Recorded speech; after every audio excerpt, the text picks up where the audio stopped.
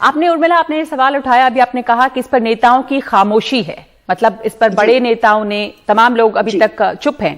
प्रधानमंत्री के ऊपर भी सवाल उठ रहे हैं कि अभी तक उन्होंने वो लखनऊ भी गए पर वो लखीमपुर नहीं गए। जी, क्योंकि सबसे सवाल पहला ये है कि किसान हमारे अन्नदाता है। आज इतने महीनों से वो इस पर बैठे हुए हैं, इनकी तो मतलब कोई सुन तो नहीं रहा है इनकी बातें।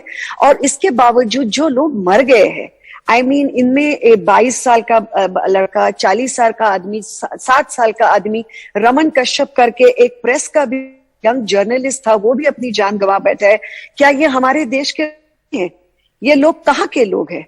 तो ये कहाँ का इंसाफ है और ये कहाँ की? और पहले तो मैं ये समझना चाहती हूँ, ऐसे नेता कैसे नेता होते हैं कि जो इस तरह के नरसंहार पे बात ही नहीं करते, इस लेवल की चुप्पी लेकर बैठ जाते हैं कि आदमी हिल जाए कि ये कैसे हो सकता है मुमकिन कि ये आपके सामने वीडियो जो आपको दिखता है उसके बाद में आप किसी भी तरह की प्रतिक्रिया देना जरूरी नहीं समझते। तो क्या ये सत्ता से आया हुआ अंधापन है, क्या है, ये समझना नामुमकिन हो चुका है। जी उर्मिला, आज के बंद पर एक सवाल कि इसका समर्थन कहा जा रहा है कि मुंबई के डब्बा वालों ने भी किया, लेकिन ठाणे में शिवसेना के कार्यकर्ता जबरन बंद कराते हुए भी दिखाई दिए ऑटो रिक्शा को। कई जगह पे हिंसा, मारपीट की तस्वीरें भी सामने आई हैं।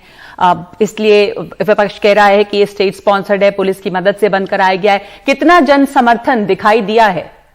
जन समर्थन जो होता है वो अपने आप में दिखता है। अगर ये एक हद घटना हुई है तो ये जाहिर सी बात है, ये निंदनीय है, ये अवॉइड हो सकता था, ये गलत है। लेकिन डब्बा वालों से लेके व्यापारी वर्ग तक सारे के सारे लेवल के लोगों ने अपना समर्थन इस बंद को दिया है।